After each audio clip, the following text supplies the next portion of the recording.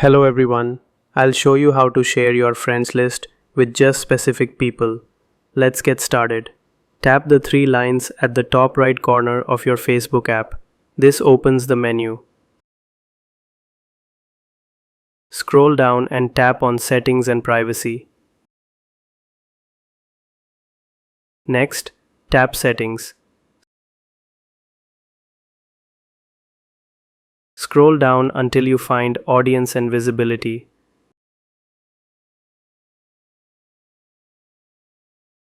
Then, tap How people find and contact you. Tap Who can see your friends list. Now, tap Specific friends. This lets you choose exactly who can see your friends. Select the friends you want to share your friends list with. After you've picked them, tap Done. Finally, tap Save to lock in your settings.